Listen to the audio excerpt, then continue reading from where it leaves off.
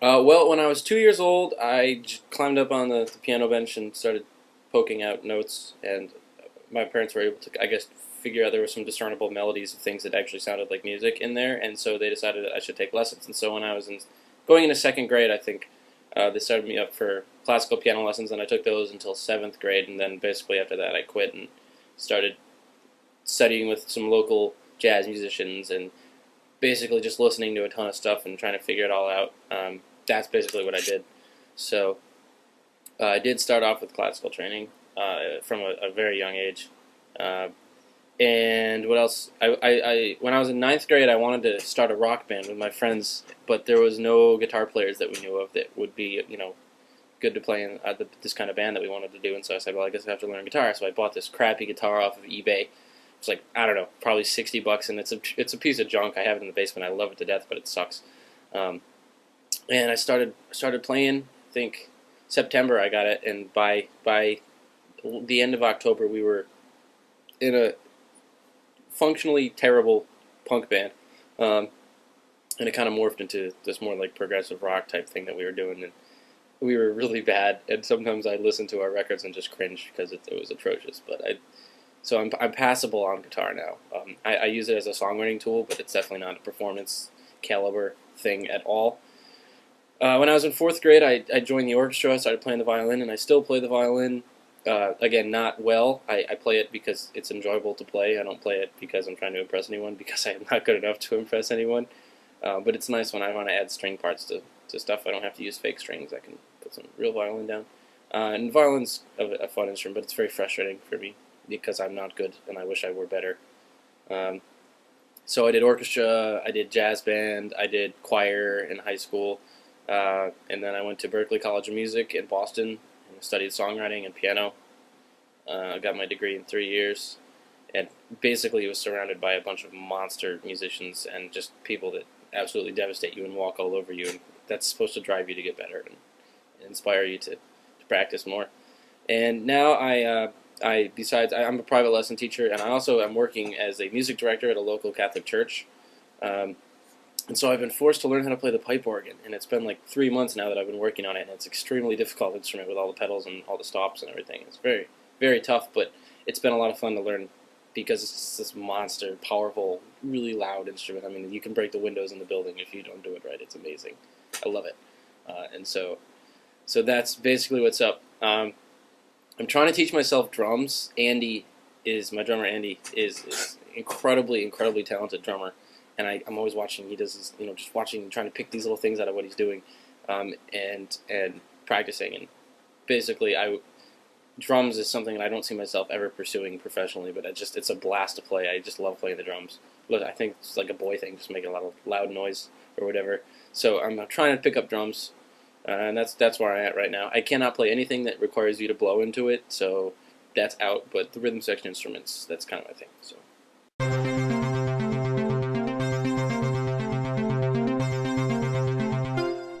An interesting thing about the way the internet thing works is there is not. It used to be kind of you would sing in a diner or a nightclub or something, and someone would hear you and sign you, and then the next day you're this huge star. And that, because there's so much out there now, that doesn't happen. So you're not getting one break. You're getting a dozen little breaks that push you forward, and it's just a ripple effect. And so there's very, very seldom someone that gets their big break nowadays. And even something like American Idol now basically doesn't really mean that much, So I would say, and I think this is this may be viewed as a cop-out answer, but I think the fact that I was able to go to Berklee and be around people that were famous or very successful already in the field, and watching how they handled that and watching how they approach that situation really taught me a lot. And so, not that that is a break in itself, but I think without that kind of street smarts that I gained from just watching other people do it, I don't know, I doubt that I would have been able to kind of handle things the way I have without that experience. And so I would say that has had the biggest effect on way I've handled things and where things are going, or maybe going, I don't know. But that would be, I would say, being able to learn from people that actually have done it would be it. It's not a break per se, but the biggest the most valuable experience that I've had thus far would be that. And then, I've been on a lot of local radio, TV, like that stupid stuff that no one listens to, in the local newspaper and that kind of thing. And a few regional podcasts and a few national things, entertainment shows, and we just played I played with Molly in Long Beach last week, and that was a blast. And so that was neat because it's a bunch of her fans that basically are very predisposed to liking music that's similar to mine, kind of got to hear me, and so a lot of them have been saying, "Hi, I'm, whoever, I like your stuff now," and that's cool, because it's less work that I have to do to go find people that might like my music because they already like that kind of music. So, yeah, it's a bunch of little things that,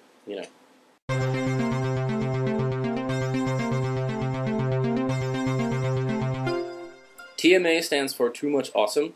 It's a community that Jeff and I started, which can be found at toomuchawesome.org. It is a Ning community. It basically started, I was talking to Jeff McDougall and I from Song Fu, talk very frequently. Basically, we talk every day about the music business, and Jeff always finds these neat articles and sends them to me, and we talk about downloading and Creative Commons and licensing and all these different aspects of the music business and touring and booking and all these things. And we were saying, we should collect these discussions somewhere so people can have them available. And then I said, well, I'd like to have a forum on my website, but I don't have enough fan base to drive it and keep it from collecting dust. And Jeff said, yeah, me too. And so we said, what if we share our website? So we put this Ning together in basically like 3 days once we got the idea, which has forums and has music and has merchandise and bios for all of our artists. And so basically it's a gathering place for people that subscribe to this new model of, of being a musician, Creative Commons licensing and going direct to your fans without using managers and labels and all these other things. And it's a gathering place for those artists and people that enjoy that type of music. And so we have, we've been live for 4 months, so we have 130 members or something. It's really taken off, and it's really, really very interesting to watch where it goes. Because Jeff and I didn't really expect much to happen, but it's been very cool.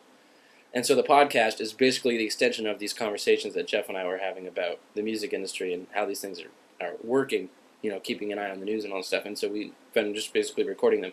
And then we thought, wouldn't it be fun if we could get someone, who's in the industry or is one of our artists who's trying to get into the industry to talk every week. And so we've been pretty good about getting a guest on every week, or pretty close to every week, someone from Song Fu or someone like Paul and Storm. We had Molly Lewis. We had one with Weird Al's drummer, Bermuda Schwartz. He's amazing. We've had a lot of really cool interviews. We had Sarah Parsons on one. We had Joe Covenant on one, and the list is long. I'm just picking random ones, but they're very interesting to listen to, and it's interesting because everyone that we interview comes from a different background. Some of them studied it professionally. Some of them taught themselves. Some of them were in band in high school. Some of them are starting to go to college for music, and so basically that brings a lot to the table as far as attitudes and approaches and songwriting methods and that kind of thing. And so that's very interesting for me